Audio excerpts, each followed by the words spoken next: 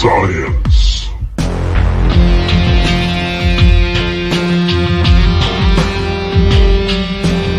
Paranormal.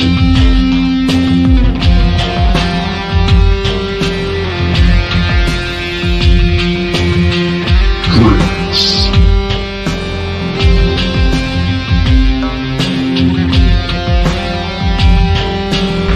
Three tortured souls. Entertain, educate, recreate, and intoxicate. All right.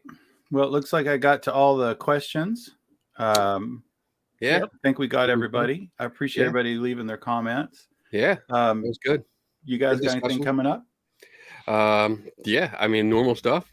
Friday night, doing my skeptical help bar, and I got a couple things planned, but I can't tell you about them yet. So that's it for me. I just had fun tonight. That's it. Yeah, it was a great Yeah, show. it was good. Yeah. All All right. Well, Yeah.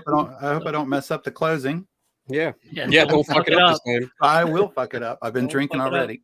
Yeah. All right. We're not in a time slip. You guys caught it. I feel like we just Robert. did the show. What the hell are you talking about? I'm tired. Wore me out.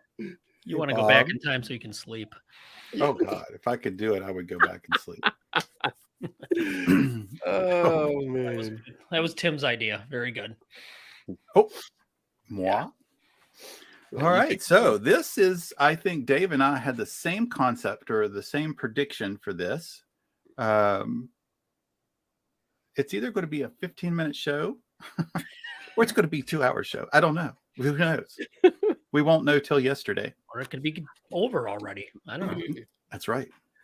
I like that comment from Robert. Oh, crap. Thought this starts at 8. That was great. Oh. Hey, Ryan. Hey, Ryan. Oh, So I, in total honesty, I really like the concept of this. It's something I don't think I hear too much about the paranormal.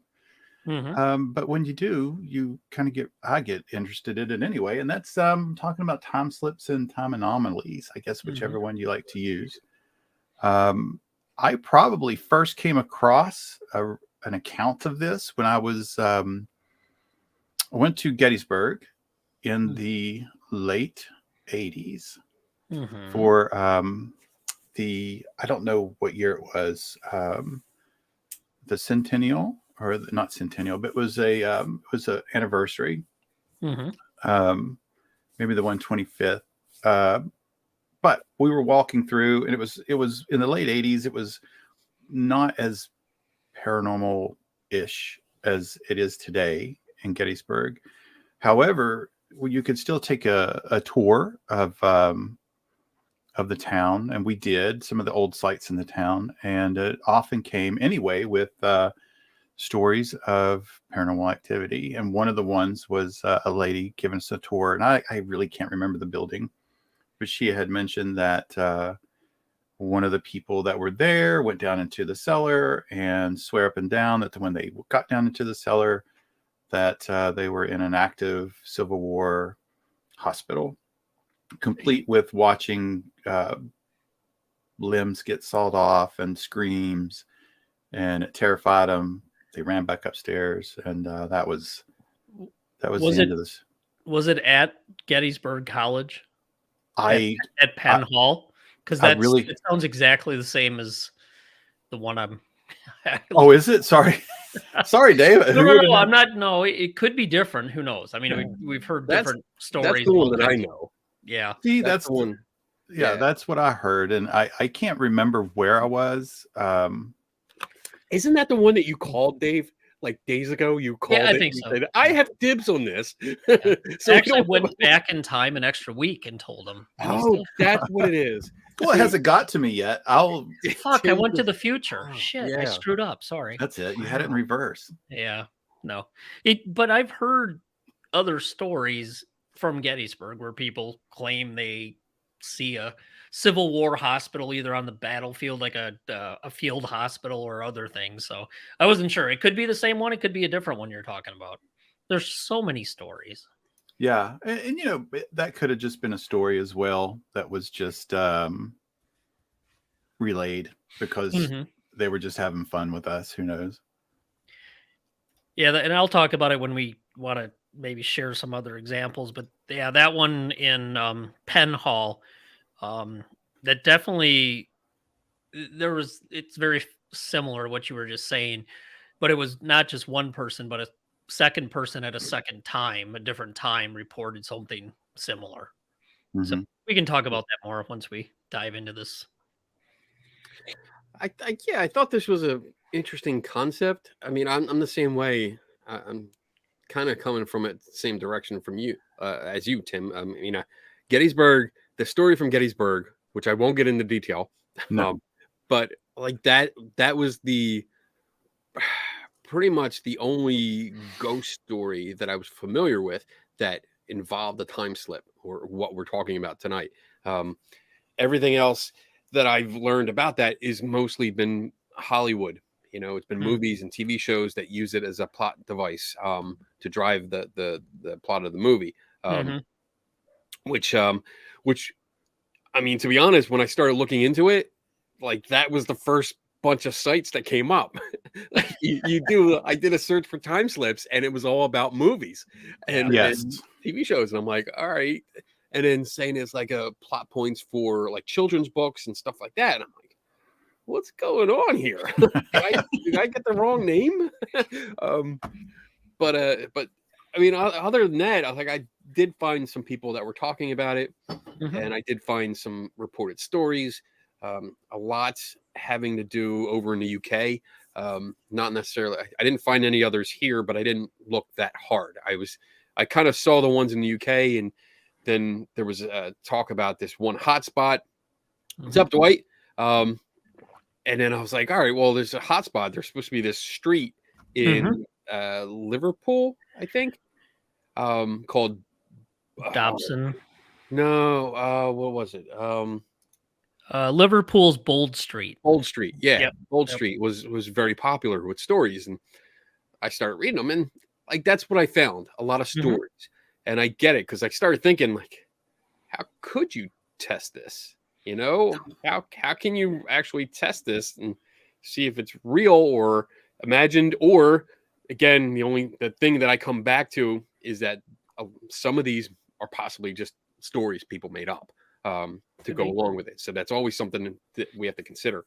But then I saw an interview with, I don't know if I'm getting ahead of myself here, but interview with Anne Winspur of Parascience. Stop notifications. But she was talking about it. I don't know like too much for background. It looks a little off. But the way she was describing it was that there was a lot of stories, there was a lot of similarities, and she was just reporting or recording all the stories. She was collecting all the anecdotes, not actually like investigating them, just collecting them.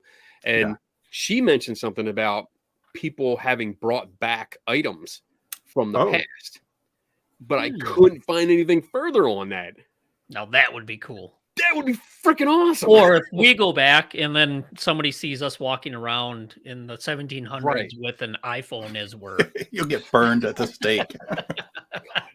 Witchcraft.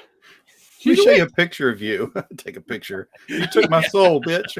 Light the fire. All right. So I'll just... I looked at some general definitions of a time slip and anomalies. I came up with two that seemed to cover most of what I was finding. So one from Psychology Today and one from David Shaw, who wrote a paper that I'm going to, or authored a paper that I'm going to kind of reference back and forth. But the one from Psychology Today is these time anomalies or time slips are paranormal episodes during which someone or a group of people somehow experience traveling through time without not knowing how or why it occurred. David Shaw writes, time slips are a dislocation in the flow of time in which events at one period of the past or the future are perceived to be experienced at another, to induce, in some instances, a sense of participative reality. Ooh, And due to the alcohol, I had to really slow that down so I could pronunciate. I took note of that. So I could pronounce everything. So I guess in a general term, it is you somehow perceive yourself as either traveling to the future or traveling to the past in a general location. Anything else to that you guys think or want to add? I found them pretty much the same definition, although Yeah. I saw every one of them seems to say that you can go to the future, but I haven't found any stories, at least for me, I haven't found any stories of people going to the future. Mhm. Yeah, I didn't or- see any. Or any people from the past coming here, which but would who be knows? their future. Are those apparitions? You don't know. Ooh, this is why this is going to be a know. long show. I didn't see any authored papers or reports or documents of people in the past writing a strange experience in which they looked like somebody from the future had visited them. Hmm. And I thought that was interesting. And just because I didn't find it, I had a month to research, but I started like 5 days ago. So It's still Slacker. better than before. No, the only other thing I found is they also call them dimensional anomalies. Mhm. And then one source went on to further clarify the difference between a time slip and other alleged time travel phenomena isn't hard and fast, but typically a time slip allows travel without any kind of time machine or other obvious mechanism or cause, and it is usually only for a very short period of time. Right. And then there's Right. a whole other list of things that people describe like the phenomenology of it, what different things that happen. It can be static, like a picture, dynamic, like a movie, or so and then there could be single people, multiple people that have the experience. Could be single or multiple people at different times that have the experience. They can view it like a 2-dimensional or a 3-dimensional image, which is pretty interesting. Yeah. They can see things, hear and or hear things. Sometimes they only watch it, and sometimes they participate. So there's a lot of different things that went on, and I thought this was interesting.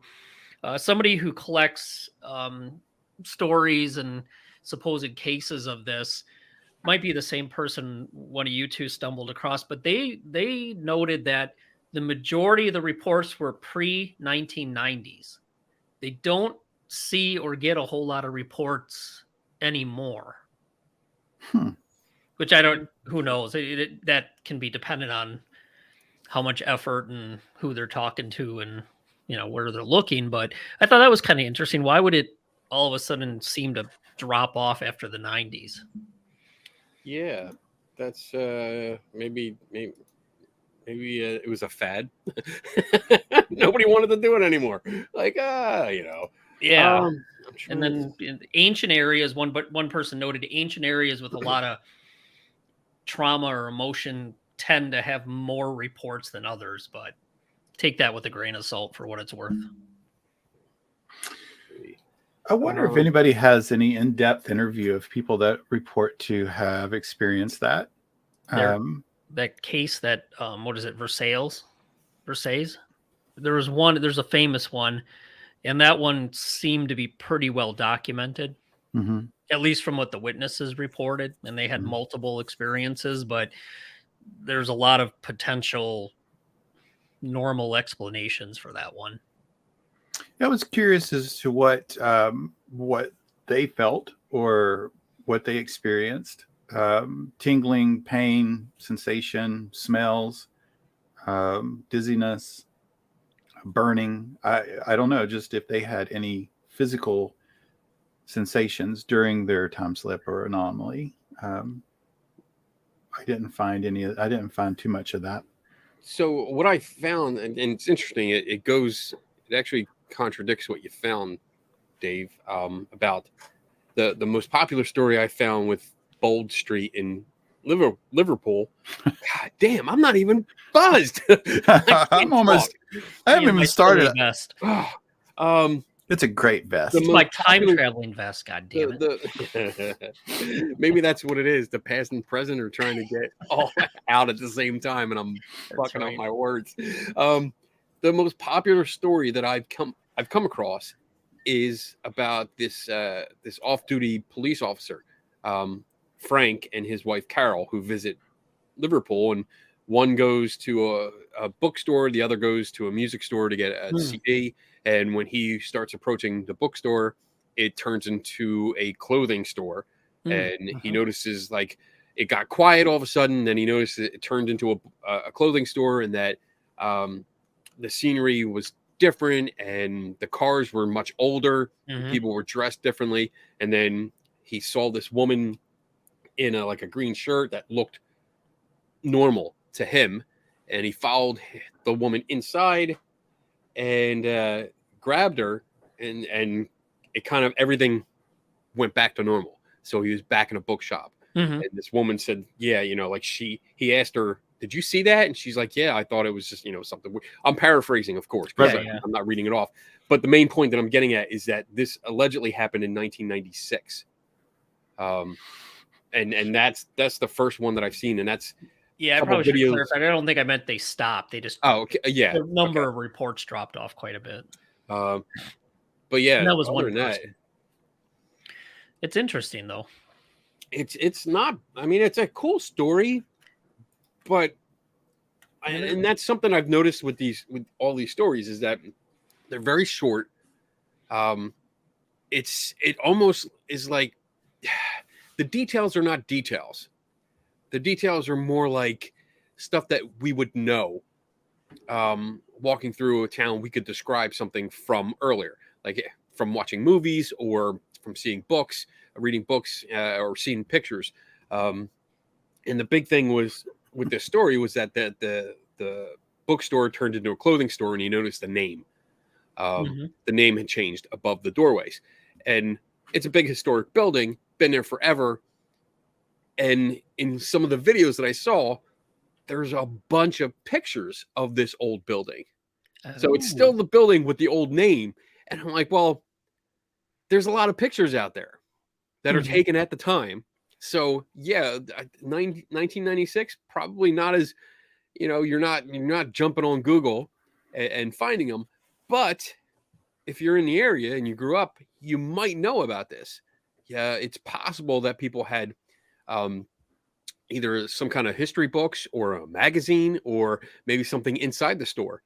How many like restaurants, old or restaurants or stores that we've gone into that are in old buildings, they have a picture of it, what it used to be. I mean, I know I see that a lot in Philly. I see that a little bit up here in Buffalo, but I mean, I'm not saying that's the explanation for it. Right. I'm just pointing out, like, we don't have all the facts. We don't know everything that they know. And these are stories coming from, at least part of the time, from people that we don't know. We can't track down. And granted, there have been some stories I came across that have first, last names, and we could probably track them and see where they are and where they lived and all. But I'm missing my flux capacitor. Yep. But in general, and again, this is only what I've come across, I see a lot of just first names, and it could be, I could sit here and come up with a story about Jack and Diane, visiting a place. Don't put that song in my head, Kenny. I'm gonna be singing that tonight. I was talking with my wife before I came over, and I was like, yeah, I could stand here and tell you, like, I don't know, me and you, we went over to the bar that we usually go to. And as I walked in, all of a sudden I was in a bookstore, and I was like, wow, what's going on here? And I like books. So I started looking around, and then all of a sudden, I noticed that the person running the cashier was dressed in a suit, like not just t-shirt and jeans. They were dressed in an actual suit. and it looked really cool. But then all of a sudden, boom, I'm back here in the bar, and I could just push that off as a time slip story. I don't know where I'm going with this, but I'm enjoying it. Keep going. I guess what I'm saying is that there's a lot of anecdotes, and most of them I was getting, especially from the UK with the Bold Street ones. They were coming from not the original source. They were all coming from one ghost hunter. Is that the one from what's his name, Rodney Davies? No. Because he's got a book called Time Slips: Journeys into the Past and Future. I guess according to this, he spent years gathering material on the phenomena. I don't know. Maybe it's another book you need on the very empty bookshelves behind you. I'm starting to fill up. I had a guy. This guy's name is Tom Slemen. Okay. Tom Slemen. He's supposed to be like a writer for the Echo. Mm-hmm. He's like their guy for paranormal stuff like that out there. But a lot of these stories are coming from him, and that's a red flag for me too. Like he doesn't reference any original sources. It's all coming from him, and it's kind of like that's the Warrens effect, where all these stories, and it comes from the Warrens and not the original source. So I just wanted to get a dig in on Warrens. That's the reason. Always. Pretty sure when Kenny's wandering around looking for a bar, there's probably spirits involved. He could have mistaken it for a bookstore. Yeah, they know me at the bar. They made it up to look like a bookstore just to fuck with you. Oh, you mean I can get alcohol and read books? Woohoo! Oh my God, he'd never leave. Yeah. Why do all the ghost shit have slobber in the pages? And it's in walking distance? Yeah. The book bar. It would be interesting to look at it a little more in depth instead of just okay, great, you recounted the story. But why don't you go and talk to the people, try to figure out what they knew of the area, what did they know before, and then after, what did they look into? Were there other people? Because some of these places supposedly have different people having the same experiences. Collect the experiences, have somebody independent, see if they match, then look into the history. And very simply, if somebody said, I walked into this store on this street, if you can find a historical photograph and then mix it in with 4 others of different stores, and even in that area or other old ones, see if they can pick it out. It's really not that hard to try to get a better idea of if what they experienced even was there. Because if it is something from the past, try to find something that you can document somehow. Yeah. That, or at least dig into these stories and kind of extract some of the core components of what people report. And then try to figure out. To me, it sounds like we need a trip to Liverpool's Bold Street. I agree. And just hang there, because that sounds like it's one of the hot spots. Besides the place in Gettysburg, which we probably could maybe finagle our way into at some point. Gotta find somebody who's at the college. Yeah. And that's a fascinating story. That's the Gettysburg. Why don't you go into that, Dave? Okay, so I'll read this, and it's from Haunted Geeburg, The Paranormal Pervades Campus, by Isabel Gibson Penrose. It was in the Gettysburgian.com. Oh, okay. And talk about how there's a student there, John, and I'll just read this from the website. John describes an encounter that took place when he was working as a secretary in Penn Hall in 2003, recounting, quote, I took the elevator, and when it opened, there was a full working Civil War hospital in the basement with lights, people walking around, working soldiers. I swear to God, I just looked at it like it was in a movie, and I just stared. The elevator door shut.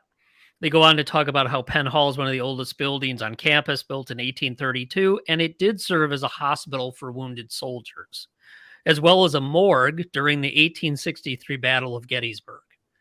So at least there's some history there to potentially back it up. The hospital is described as having been extremely gruesome, and soldiers were often fully conscious during their ghastly operations, which, God, yeah.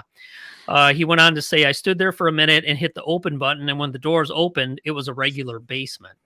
Nobody ever heard of anything like that or saw it too. I swear, though, that this happened.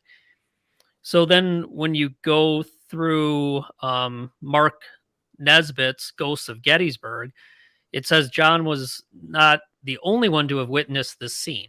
Nesbitt writes, 2 campus administrators in the 1980s took the elevator down to the basement of Pennsylvania Hall and unexpectedly saw bloody patients and doctors in the hospital there. Right. So That's you get the story I know.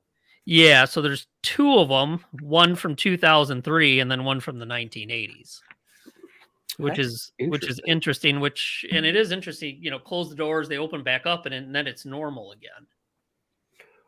That's I haven't heard the 2003 story. Yeah. So when you were reading off that story, I was like, wait a minute. I was like, I remember 2 people being in there, and I remember them freaking out, trying to get out, because I 2 campus administrators. One of the stories that really drew me to Gettysburg. That was like, oh, I want to go there. I want to try to experience that. I want to go in that basement. I mean, I wasn't allowed, but I mean, I still wanted to go. And I think it's interesting that second story comes up in the same place, same building. Yep. And Penn Hall, 2003, and then same one, Pennsylvania Hall. Yep, 1980s. And who was the guy? The first guy was John. He was a student there, but he was serving as a secretary. He was working as working as a secretary in Penn Hall in 2003. Okay. Let me see if I can grab any more information. He was a student who graduated from Gettysburg College in 2004. Okay. So he was there as a student, but working as a secretary in Penn Hall in 2003. That got me a little more interesting. Yeah, a little bit more interesting. I'd love to talk to the guy. Did you smell anything? What did you hear, or did you just see it? Was it 3-dimensional? Was it 2-dimensional? Like what? Why didn't you walk out of the fucking elevator? Come on, man. People, if you're watching this, if you ever experience this kind of shit, grab something. Grab anything. Grab something. Like if you see grab a dude's leg and run. Yeah. Well, maybe not. Come on. I mean, that might. By the time you get back, it's just a bone. That'd be. I was going to say, would it come back in the same condition or aged? Dust gone.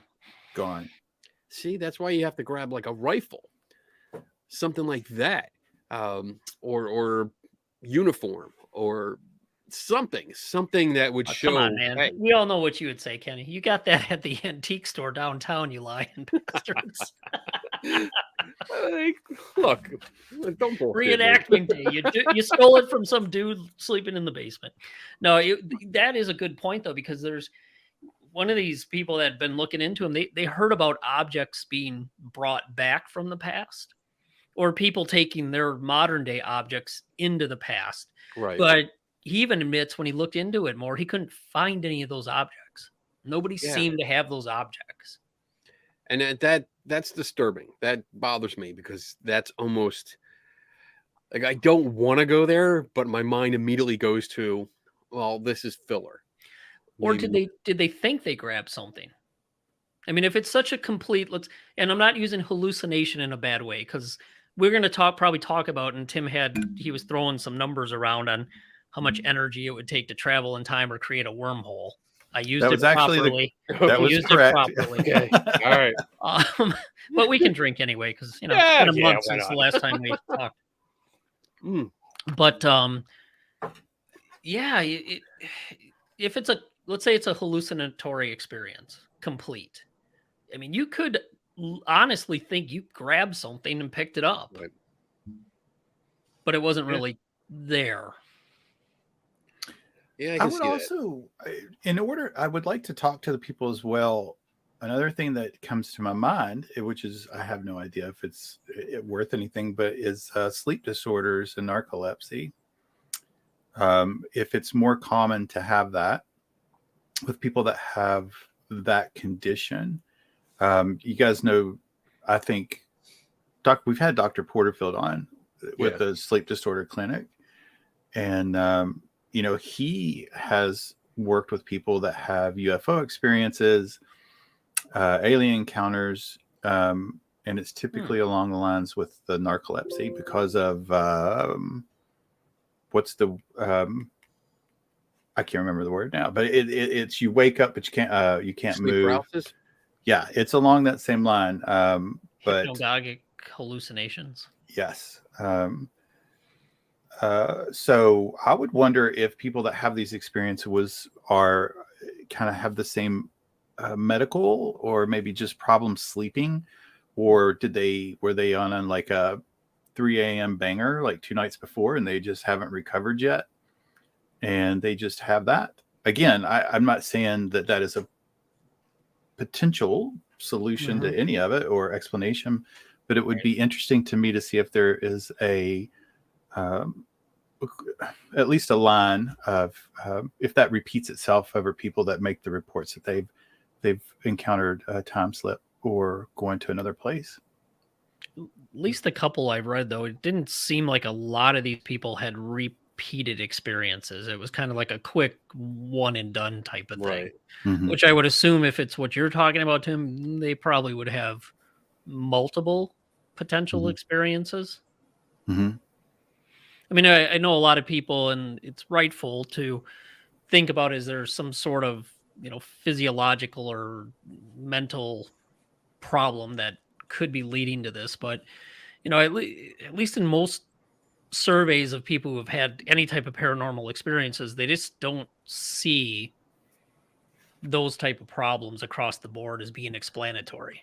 And a lot of times when they have physiological or mental disease problems, those experiences are clearly different than some of the traditional paranormal experiences. I wonder how come so just a quick question. How come there's a differentiation between seeing a ghost, and that's one thing, as opposed to walking into a complete is there time period? Like, I mean, what's the difference between, so you see one ghost walking through your house, but maybe you walk through your house again and your top floor now looks like it did in 1930 or 1872. Like, why is there a difference? Is there a difference? Or are you just seeing more? Are you having a larger experience? I don't know. I don't know either. Anything on that, but I think that typically when people are reporting the traditional apparitions, they're within the setting of where you are at the current time. This, to me, seems like you're walking back and the whole scene is in the past. Right. I'm just saying, why? Like, it's kind of like the reversal. You would be the ghost. True. Because if your scene changes, are you just crossing into, oh my God, here we go, Marvel multiverse here. Do it. You're How crossing in. Awesome would that be, though, if you went back and somebody supposedly interacted and witnessed you, and then later on you found like some historical document, some diary this person wrote of this weirdo that looked different, that dressed differently. That's what I was saying at the beginning. Like, fucking awesome. But are you actually going back? Because if they're going off of, and this is something that I did see, like I honestly saw people referencing the Marvel's multiverse. Yes. But if we're talking about the multiverse theory, then are you actually going back in your own time stream, as opposed to getting like, that little wave where two time streams butt against each other and you're just in a different timeline where they're in the 1800s and you just bumped into it. So you're not actually going into the past. You're going sideways. Yeah. sidestepping into another timeline, which means that you would not. Oh my God, I can't believe I'm going in. Yeah, you would not appear in any diaries or journals because it that's was a true. different timeline. It's a good thought exercise. I don't know. But in order to, I mean, to cross the multiverse or to go into a different thing, I mean, you need what, a wormhole? And I don't know what, Tim, I don't know what number you came up with or if it was even with wormholes, but there's one thing that somebody said that the diameter of a 1/1,000,000th the size of a proton wormhole. 1,000,000, you can't even, most people can't comprehend how small a freaking proton is. Yeah. But 1/1,000,000th the size of a proton, wormhole engineers would need negative energy equivalent to the magnitude to the energy generated by 10 billion suns in 1 year. So I'm thinking you're not physically doing or going anywhere. Yeah, I was going to say the whole, if you're actually slipping through time, then that would mean you're traveling through time. Now, just because I can't think of an easier way to do it, doesn't mean it doesn't exist. But traveling through time, like you had said, I went ahead and just looked it up because I thought, why not? We'll just, what would it take? And of course, if you Google what does it take to travel through time, your first 8 pages are 1.21 gigawatts. And you have to like really funnel through to get to something sciencey, which I finally did, which it came up, Dave, you were very, same thing. You're looking at the energy that would take for like the energy of a star to even begin to think about it. Let me see what else I can say. Pretty sure that's not going to go unnoticed if it happens on Earth. That's my other point. Like, how would that type of energy shift not be seen somewhere on something? How would it not destroy everything that we know? Mm-hmm. Like the amount of power that you're talking about, that's done. If that, it's only localized on you. Like that's it, no, it would just blink out of existence. He would be gone. Everything would be gone. That much power focused on just you, like the small space that you occupy. Mm-hmm. Yeah. I don't see that happening. Yeah, Maiku, physicist, I hope I pronounced this, is Maiku Kaku. He doesn't actually entirely rule out the possibility of time travel, but he cautions that powering a time machine to travel in the way that we think is beyond human capabilities right now, and would demand either negative energy or the energy of a star, which we don't have right now. Yeah, and that's a good point, but that also is right now. Yeah, and it's what I 1,000 like. years from now? Yeah. You don't know. Oh, here you go. I like this as well. Maybe this is the result of time traveling experiments far into the future, but the tachyons that are needed to do it, which don't obey our understanding of physics and time, which bring people from the past and bring us to the past. I lost my train there. I was going. I had a path. Thanks, Bob. Listen, Tony Stark figured it out. Somebody will. Yeah. Well. Yeah. So I just for fun, I also found this, and I remember reading about this as well. In 2009, the British physicist Stephen Hawking held a party for time travelers. The twist was he sent out the invites a year later. That's awesome. No guest showed up. Time travel is probably impossible. Even if it were possible, Hawking and others have argued that you could never travel back before the moment your time machine was built. And I think that is a really cool concept. And I started going down that rabbit hole, but I had only like 2 days left to do what I should have done.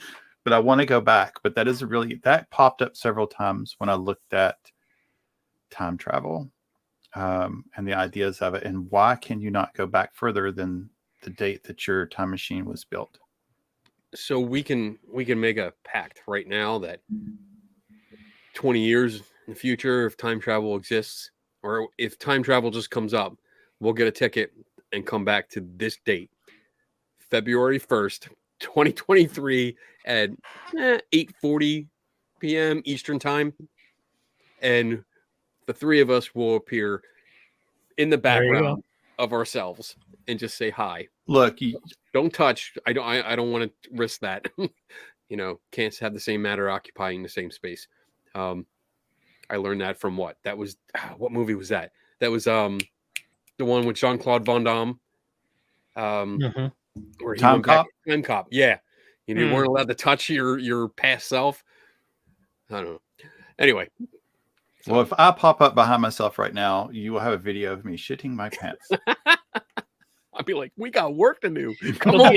It'll be a future you bringing you a clean pair of pants. Oh, that's There right. you go. Because you knew you were going to do that. I mean, take away the potential physical, actual time travel. So, how could what people are reporting as time slips?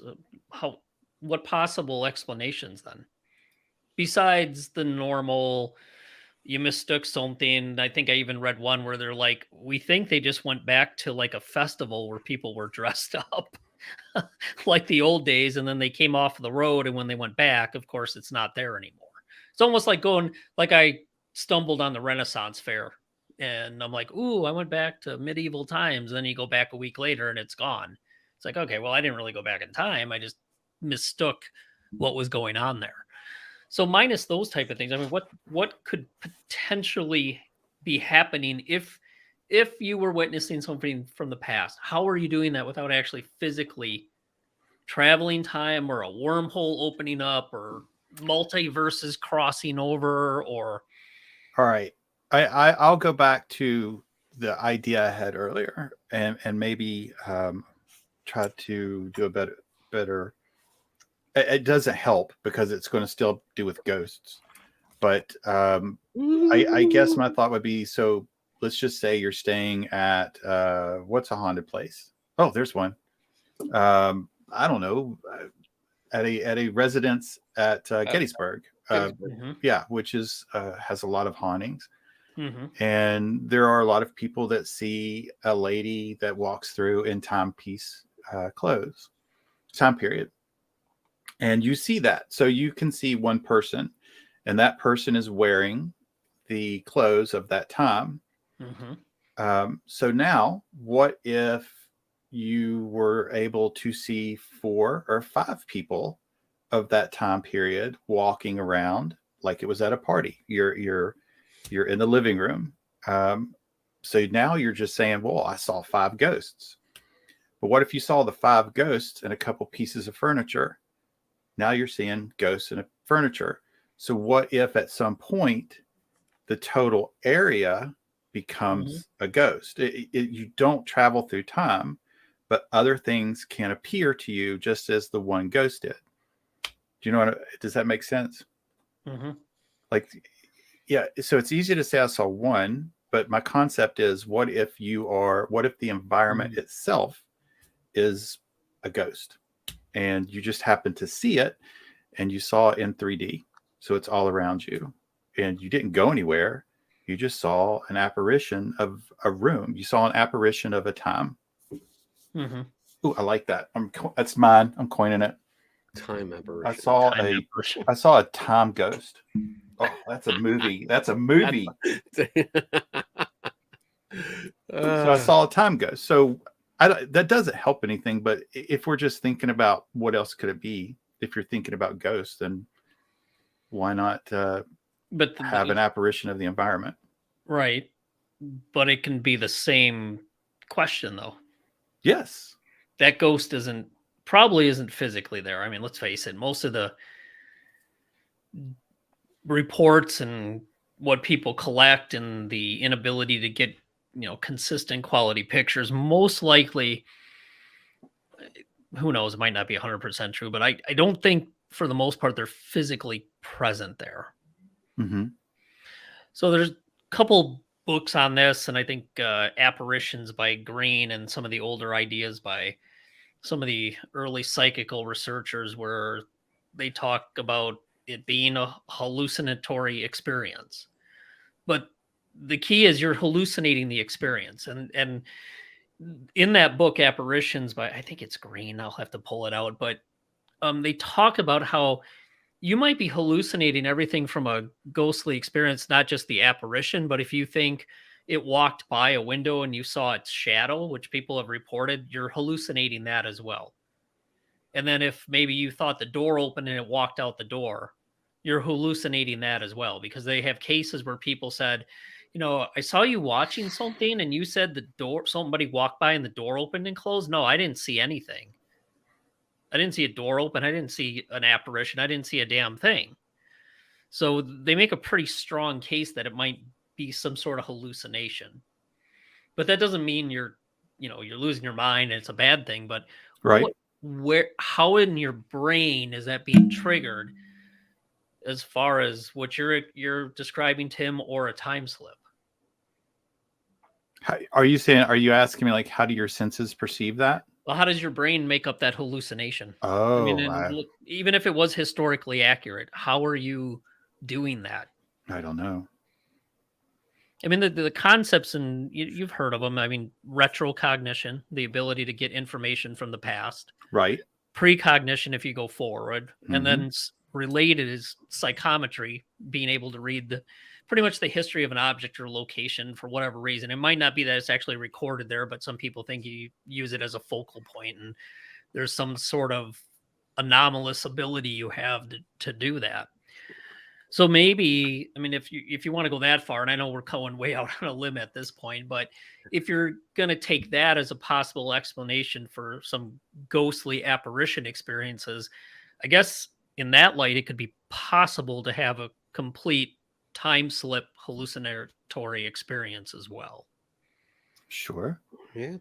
But the thing is, how does that happen? I don't think there's no idea how it could potentially happen. Besides, is there some weird way certain things are recorded in the environment that you can pick up on? Is it possible? I don't know. And the problem here is that we have nothing to study except for anecdotes. That's it. We have the story. We have a story of the experience, the description of the experience, but we don't have any of the other factors because it happens suddenly. Both it begins and ends suddenly with no warning from anywhere to the person that's experiencing it. So there's nothing to measure. We have nowhere to start. Like how do we figure this out? So any causes we would come up with are speculation, just total speculation on this part. But I disagree a little bit, because you can do proof-oriented research and process-oriented research together. You can look at things to see if it actually is happening, if there's a phenomena there, without knowing the process or the mechanism of action. Because there's drugs, there's other things out there that they work, but we don't know how they work. So what are you saying? They're not worth. That's something that we can have under a controlled condition. You can administer those drugs and have someone there to study it. What I'm saying is the environment that these things happen in, they're sudden and unexpected. There's no telling when it might happen. So how do you study that? How do you study the possible causes of that? And I think we talked about some of that before. So the first thing you got to do is there any support that you went back or you saw something that was actually historically there? Right. That's one thing. The other thing is, and we've gone over this before, is collecting case studies and doing a thorough investigation of those case studies, and then trying to pull out common themes or elements that would give you something to work off of. And I honestly don't think with time slips they have that. Yeah, and that might. I don't think that tells us like what's causing this though. I mean, maybe eventually it would lead like figuring out where people there's are. Speculation. I mean, there's the one thing I've talked about before is that thing, whatever Persinger and his group did, where they did the hydrogen peroxide experiment, where they had photons popping off. And then they had an electromagnetic field and they recorded the photons. And then when they removed the chemical reaction, and I think it was up to 3 days later, they put the electromagnetic fields there again, and they picked up the photon signatures again.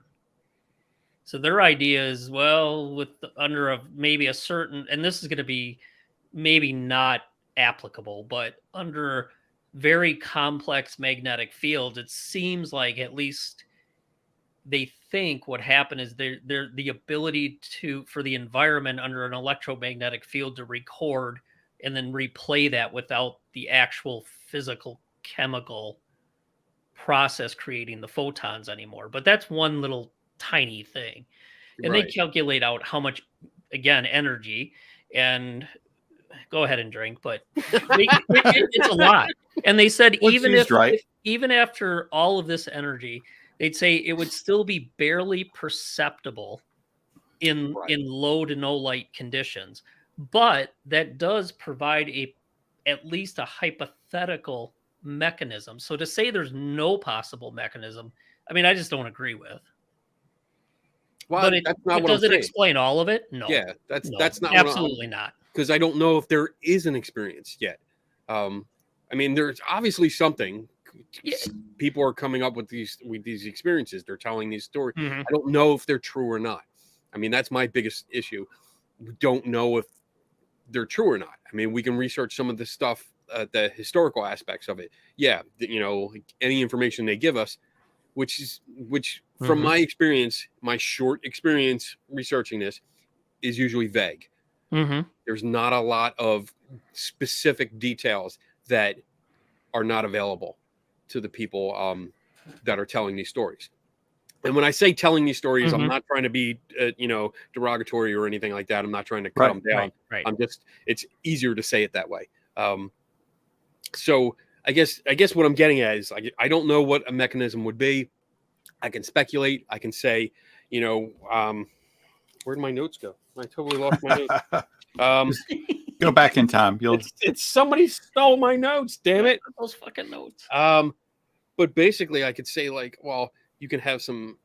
You can say people are hallucinating, either like a medical or psychological issue where they hallucinate and they can't tell the difference between reality and the hallucination. We could have a simple mistake. Maybe somebody got really drunk at the office party and they went down to the basement. They knew the stories, and it's like a alcohol-induced hallucination, which would still be an hallucination. You could have someone making up a story because they heard the ghost story from the 1980s and figured, you know what? It's been 20 some years later. Let's do our own thing. Not saying that's what the guy did, but it's possible. How many times have we come across something like that? It's possible. Yeah. What else? I did have something. I mean, it's possible, but without having more information, like we're talking about, or interviewing these people, or getting their history and learning more about them and what they experienced. Right. That's not any more of an explanation than anything else we're going to throw out at this point. I mean, this is completely speculation, and I don't have anything else to say because some of the stuff that we've discussed, like how much. And again, I'm going to use it in the right term, but how much energy went into the experiment you explained, Dave, with the photons? Not a lot. It was just a magnetic field they generated off a normal power supply. Okay. But they're only trying to detect single photons popping off. Right. Not trying to recreate an entire scene from the past. Right. That's what that would be a big fucking magnet. Yeah. Something that would be perceptible to other people, like pretty much everyone in the area. Yeah. This would be obvious. And I mean, I don't personally, and I don't know if we're getting into final thoughts here already. Well, already it's been an hour. Like, I want to I'll just throw one more for you. Also, just to go back, because we have a couple questions. Oh, yeah. But just due to the hypnagogic and hypnopompic hallucinations. So I'm just kind of looking through them, and you can experience daytime hallucinations unrelated to sleep-wake hallucinations. Mhm. I'm not saying, again, that's the apple cart for it all. It's just, I would like to, just going back to when we could interview them, I would like to know. And I don't know if narcolepsy, and this is total ignorance, so I don't know if, again, you stayed up all weekend partying and you didn't sleep, so you're kind of walking around I don't know if you would still have the same side effects as you would in a narcoleptic state. So I don't know if you could say not sleeping would give you the same results as if you had narcolepsy as a condition. Like, I don't know enough about the brain. I don't know if they work the same, if those are the two same patterns. Mm-hmm. I know that if you stay awake long enough, you'll have hallucinations, but I don't think that's the same as you stayed up all night partying and got 2 hours of sleep. Sorry. I wanted to get that in before I went to questions. All right. I totally lost my train of thought. So we go to the questions. Maybe one of those nights. Yeah. All right. John, how are we defining time? Because my definition, it's only a measurement. How are we defining time? Because my definition. So, I mean, right now is now. Future hasn't happened yet. It's going to happen at some point in time plus one or whatever, however math you want to apply to it, and things that have happened in the past. I mean, I think we're defining time as, to me, it would be how us humans perceive it, obviously, and how we think of it normally in our everyday lives. But that's right. I mean, there's time is a human construct. I mean, it's we thought it up and applied it to our lives. But I mean, we know time doesn't work the same everywhere. We also have, I mean, if you go up in the satellites, time runs differently for satellites orbiting the planet. And let that sink in. That's different. That's your part of your time dilation. But that's a good point.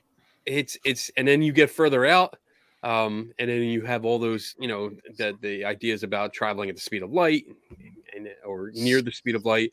You get near a big gravity well, then you have the big time dilation effect. I was going to say time is different for gravity, gravity as well, not only speed. Right. But if you could get close to a very dense object that would probably squish you and pull you apart, your time would still do the same. So that's an interesting point to think about, Kenny. If it's a human construct, and it's our brain obviously plays a role in perceiving time and space.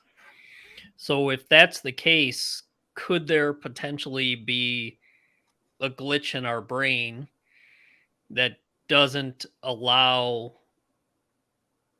that normal flow of processing in time that would allow you to see something more in its purest form without the brain filtering or interpreting it?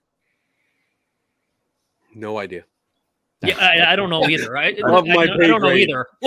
Like way above. You got to think about that, because that gets into some interesting stuff. Because if that's how we make sense of things, is our brain interprets and presents us with that. I mean, time. Okay, I'll add, going back to Dr. Porterfield again, with the neuro stuff and the sleep. He talks a lot about your brain is, and I'm going to really blow this, and I know I'm totally, so I'm going to paraphrase that your brain is born to be on, and as you develop, you get inhibitors that inhibit brain activity so that you can develop appropriately. And in some conditions, when the inhibitors don't work, is where you have problems. And he likes to use this as an idea why kids see things, like when kids say, "Oh, I saw a ghost," or "I see Mama's in the house and I'm playing." He's thinking along the lines of the inhibitors for that part of the brain, the glitch, are kind of what you're saying, Dave. Now, I'm so not equipped to handle any type of information, but I And he's not a neurologist, but he reads about it, and it's just his idea. That's interesting. Mhm. The other thing that came up recently, and I have to find that article, but they were looking at doing something with almost like an entanglement type thing where they were inducing almost like anesthetic like conditions in the brain by using things that weren't anesthetics, but they were switching the spin on these things that are entangled, and they were seeing switches in the brain that would show that your brain was picking up on it. So it's a really bizarre thought that they're trying to make the argument that there's probably quantum processes at some level in your brain. They just don't understand at what level exactly or how they exactly work. But it was an interesting experiment because it was something that would never have been considered an anesthetic. And when they switched the spins, like they do in quantum entanglement, where one, a positive and a negative spin, and then they induced it in the person, they showed anesthetic like properties. Yeah. Sorry. Well, It's just all right. Waiting for my peeps. I mean, there's We're not starting until anybody gets here. We could really get into that because, I mean, what you were originally saying, Dave. I mean, I think if there's a glitch in the brain that you were hinting at there, I don't think that would.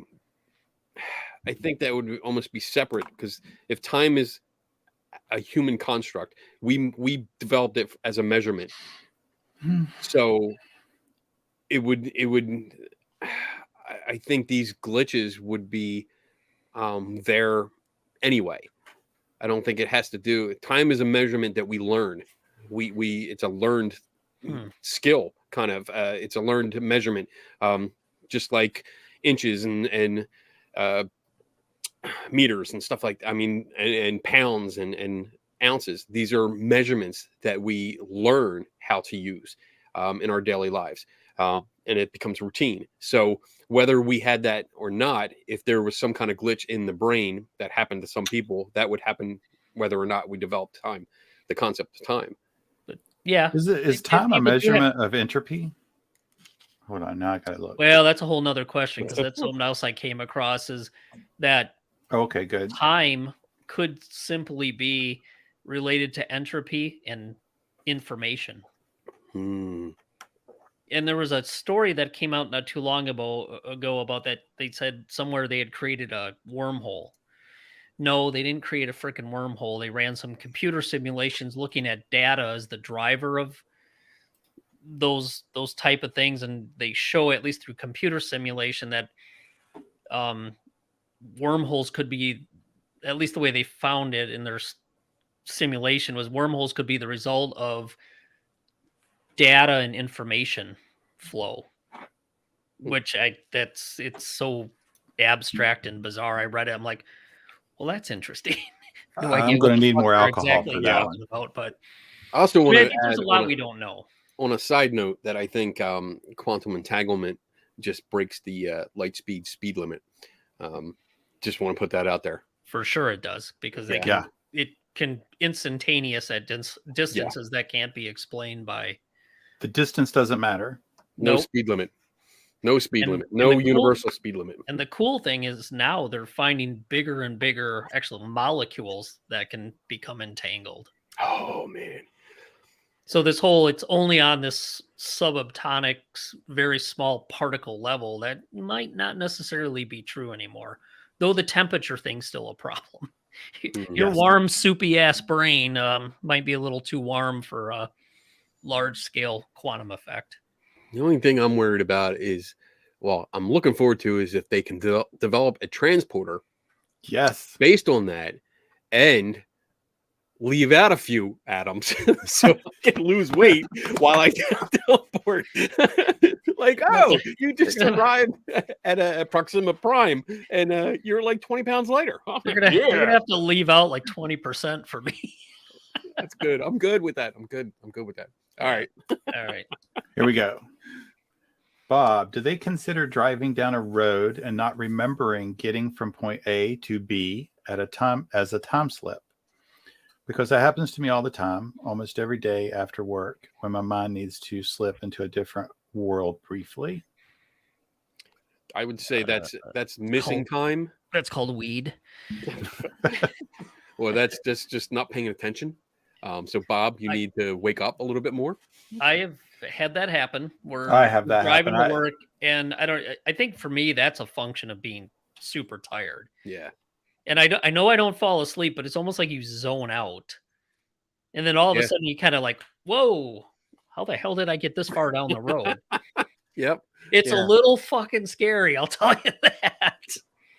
There's that. I mean, you get distracted by things. I mean, I know now, like going on road trips, if I'm really invested into like a podcast that I'm listening to, and it's really cool, and I'm not paying attention to the GPS, and I might have the volume down because I don't want to hear her voice. Yeah, I just totally lose where I am. I don't pay attention because you're paying attention to something else. It can definitely be a perceptual thing. I mean, think of when you're a kid. I mean, there's times you're like, oh my God, this day couldn't get any slower. And I swear to God, as you get older, time flies. Yeah. It's like, holy shit, where'd that last year ago?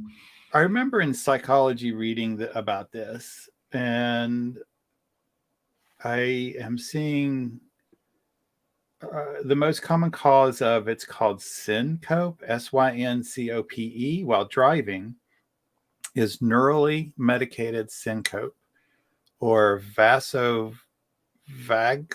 Oh shit, syncope. I'm not even going to try to say that word. It occurs in. It eject, man. I knew that had a word for it, and it has been studied, and I couldn't. Mm-hmm.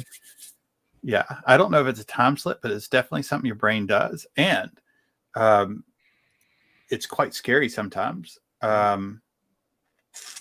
When I used to, it happened to me a lot when I would ride my motorcycle, and I would be like, "Oh, I don't want to blank out while riding a motorcycle," but apparently,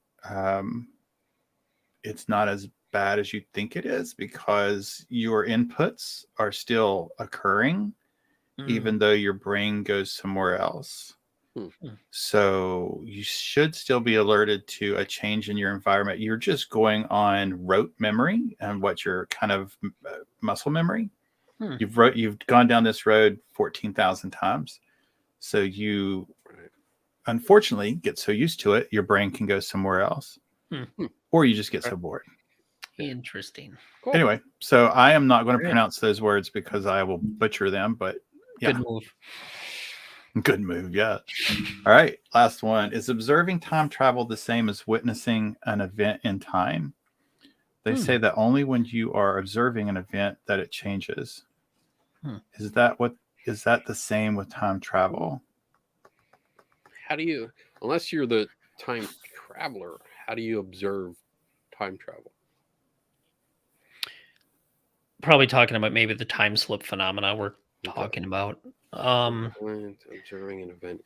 I think it maybe talking about the whole particle wave duality and collapse with observation of effect. I mean, that's something we didn't touch upon, but I guess if you want to throw that into the other topics we wandered into, sure. Yeah, I don't know. Yeah, I mean, it's a good question. I don't have an answer for that. I don't either. And I want to say I saw John had an interesting statement, which I wanted to pop up, but I lost it. We are actually time travelers, I guess. We are time travelers on a huge spaceship. Yes. A self-sustaining spaceship. Yes. I have traveled through 50 plus years of time. And yeah. So if you think about it that way, I'm just going really slow. Yeah. And you can change that exactly. Going back to your point, Kenny, if you put me on a rocket ship and fly me around for 5 years at almost the light speed, and I would come back and everybody would be dead. We would experience time differently. Cockroaches we would be older. Yeah. And we would be 5 years older. Yeah. Yeah, you wouldn't see the same level of aging that we all do. Mm-mm. Right. Think about that for a while when you're So having another drink. Speed is actually something that is interesting. So if we're all traveling at a certain rate of time and we can speed it up to slow our aging, is there a way to slow us down relative to everybody else to speed up our aging? Are we speeding up and slowing down aging? No, it's relative. I'm just saying that's the measurement of the speed, I guess. Like that's the concept. Like the faster you go, the slower time passes for Yes. you. You don't age, but I just meant relative to the people that are around you. So if the time that is set on Earth, or that's the time, that's what we're all going to measure relative to. Mhm. So we go fast. We come back in 5 years. We're 5 years older, but everybody else is 75 years older. So could you go out and somehow slow down and come back 5 years and you're 15 years older and everybody's just 5 years older? Is the inverse possible? Don't know. I like to liken it to this idea of speed and different speeds and time going by, the relative time to like the International Space Station. When it goes around, when it orbits our planet, us standing on the ground looking up, we see it go by like that. Mm-hmm. But if you're up on the station and you get feed from there and you see it, the Earth is rotating slow. For us, like it goes around the planet at like 90 minutes, about 90 minutes it takes.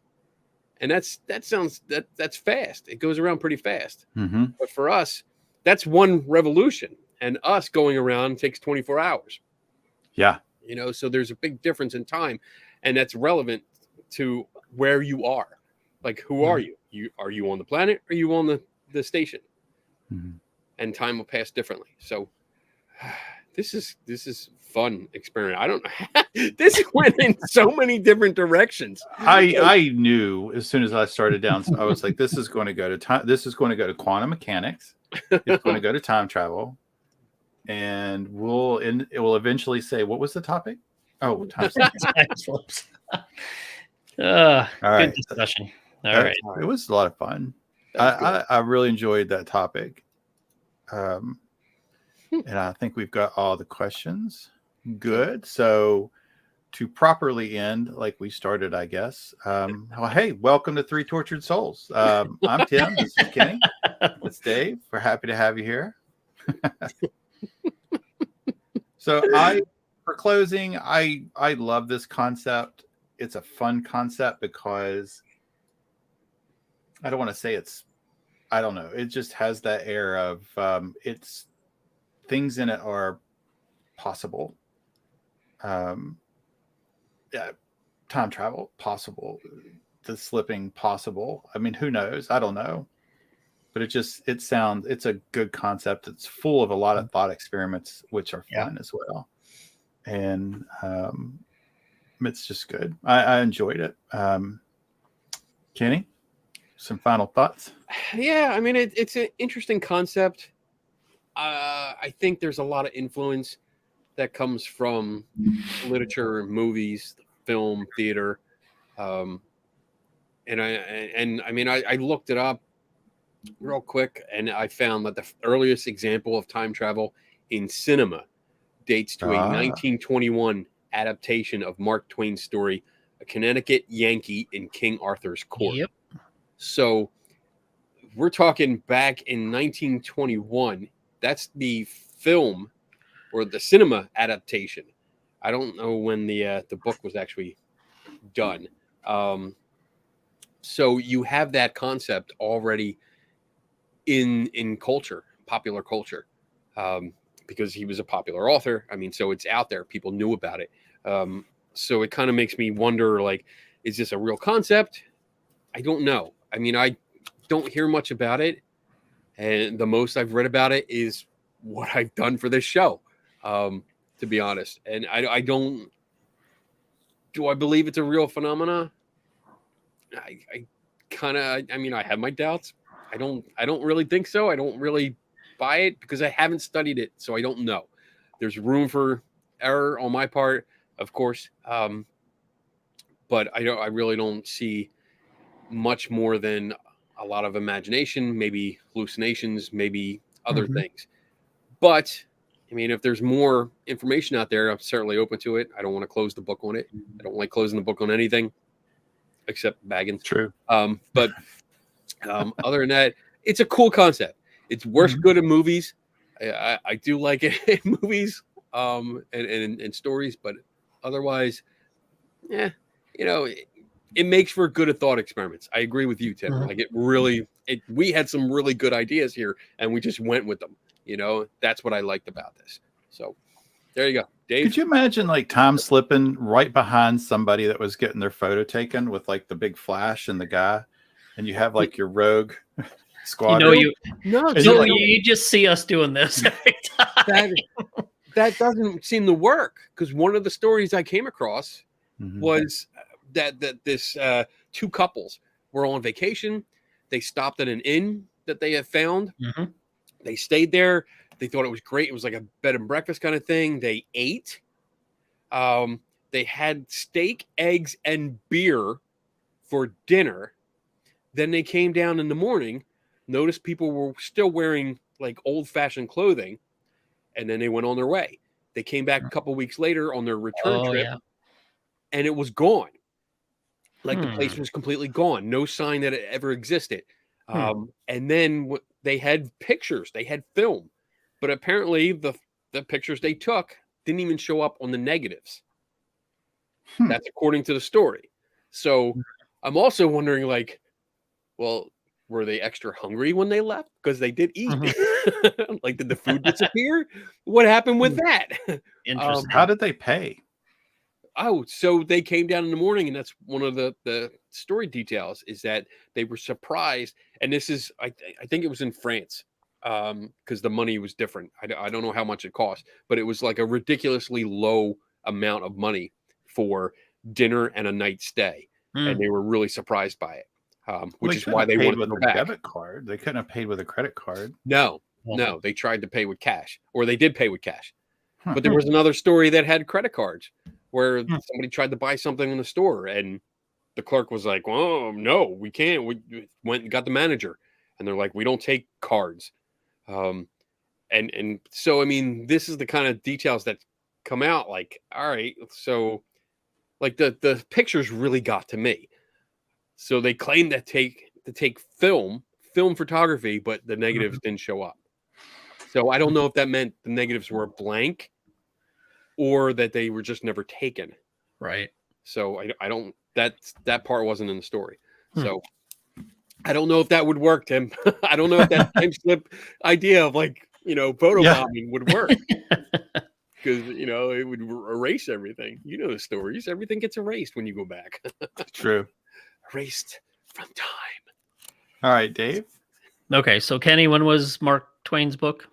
You stated 21. Well, the film adaptation was that. So let me see. I'll try and find the. Okay, but yeah, the reason I asked is because one of the stories, and there's many others that occurred well before that, 1901, 1800s. So, and back in those days, even in the 1920s, 30s, 40s, I mean, you certainly did not have the amount of information flow through the internet, and people would actually have to write it down and send it out, and people would have to read it. So I'm not sure, at least in the early days or way back when people reported these, if it's so much of, oh, I heard that story somewhere, and we're gonna come up with our own. 1889. Okay, well, yeah, that would be in the time period, but yeah, and that's, I'm not saying that's possible. Excuse. Yeah, no, it's possible though. It's putting the idea out there. Do people have experiences? I mean, yeah, there's a lot of experiences, and obviously there's probably more than I even thought there were. There's at least one book that somebody's been collecting experiences for a fair amount of time, but it doesn't seem like there's been any in-depth investigation, interviewing the people that I know of. I could be wrong, but it would be great to interview those people and understand more, collect, the details of these experiences and kind of see what the commonalities are, and then think of ways you could potentially at least determine if whatever they're reporting is historically accurate. To me, that's a fairly easy thing to test and do. Are people physically traveling back in time? I honestly, personally, I don't think so. I just don't think that's possible. Is it? I agree. Yeah, I just don't think that's possible. Is it potentially a perceptual thing? Yes. And a perceptual thing being either a normal explanation, sure, or an anomalous one. That's what I think we're left with. It's a perceptual thing, and regardless of what it is, normal or not, I'm just pretty sure you're not actually traveling back in time. So that might answer your question of, if you photobomb somebody, why wouldn't they get a picture of you? Because if you are just perceptually doing it, maybe you're a ghost, as we talked about back in their time, and we all know you're not going to get pictures of fucking ghosts. So there, I explained that. Anyway, I don't know. It was a cool topic.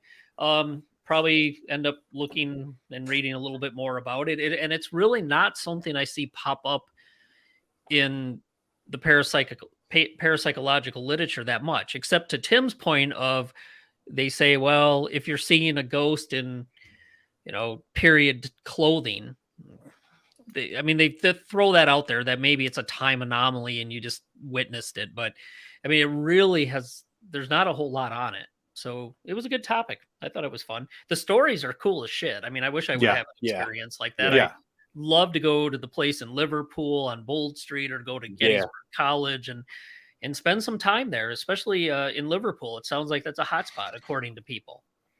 So walk it and do it during different weather conditions, do all kinds of different things. And hell, I'd just love to have the experience and see what happens.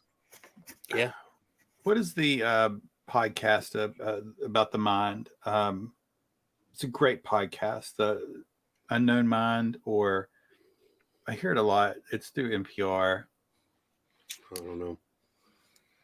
I don't know. They didn't call it time slips, but probably about a year or two ago, they had people recount their stories, and they had some very fascinating stories. It was really good. I was going to look it up for this, but I did not. But it was really good. So anyway, I can't even remember the damn podcast name. The Hidden Brain. That's one of them. Yes, The Hidden Brain. That's great. All right. So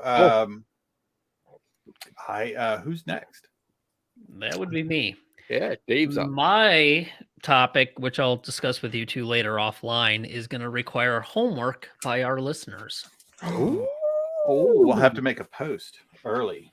Yeah, I will. I'll start rolling something out probably early next week, because it's going to be are you interested in helping with this? And then there's going to be a couple things you have to do. Damn. And then we'll review the results of the little experiment on the show. Awesome. So I'm looking forward to this now. It'll be fun. Sweet. Yeah, I'm looking forward to it. Yeah. All right. Dave, I'll start with you. Anything coming up? I'll see you guys next month. Same here. Okay, Kenny. Oh, okay. Oh. let me get my list out. Well, first and foremost, on February 12th at like 8 or 8:30, the three of us are going to be guests on the Paranormal Brew podcast. We are? Yeah. That's what we agreed upon, right? Is that what we agreed to? I think I also believe I'm still waiting for a check from my employer. Oh yes. Yeah. Oh my That's God, right. that's embarrassing. I read that. I was like, what the fuck is that? Go see the description and you'll understand why they're messing with me. All right. So beyond that, let's see. I can't tell you about that. March 23rd, I can't really tell you about that because It's not public. Never mind. Do you have anything I'm going going on you through. can tell us about? I'm looking. Well, I'm doing a presentation or a class at SUNY College in Cortland, New York. So I'm actually going out there the night before with the professor and talking with him. May 13th and 14th, I will be in Rochester, New York for the Rochester Parafest, which is run by a friend of mine, Ted Vanson. First time I'm getting to go. He's invited me for a couple of years, and I'm finally close enough that I can actually go and set up. So I'll be out there if you have a chance. If you're in the area, come on out. Next, I have July 14th to 16th. I'll be in Gettysburg, Pennsylvania for the Gettysburg Battlefield Bash. If you guys are, want to come out and play. Of course. And then I think that's pretty much it for now that I can talk about. Of course, every Friday night, 8 p.m. Eastern, I do my Skeptical Help Bar show. I think this is going to be a open bar or open mic night this week because I've been having a lot of guests and it's been fun. But it's so hard. It's hard because I keep forgetting to ask someone. And then Friday morning, I had Melanie Trusted King on last week, and it was like Friday morning. I'm texting her like, "Hey, you got anything to do tonight? You want to come on? Because I would like to have a guest." So yeah, that's it for me. And of course, I write for Skeptical Inquirer magazine. So if you like that kind of stuff, you like what I do, subscribe, get a subscription either online or get the print magazine, and that helps me out because it looks good to my boss. All right, that's it. That's all I got. All right. Well, we'll see you guys, everybody. Thanks for coming out. Thanks for listening. Yeah. We'll see you next month. And I'm really kind of excited for what Dave's got going on. So it's going to be good. Curious. It'll be fun. All right. So it's been like 2 months. I have one called Closing. So here we go. I'm not going to mess it up. I'm not. Let's hope this I'm is not. right. I feel drunkenly confident. I have the confidence only a drunk can have. Here we go. See you guys. Don't for Charles, don't for Charles, don't for Charles, in the real, the start to be, in the real, what is real, don't question me, 10 years ago, 10 years out, 10 years ago, close everyone, I'm on TV, don't for Charles, don't for Charles, don't for Charles, don't for Charles. And for what you say, oh, you'll get to better.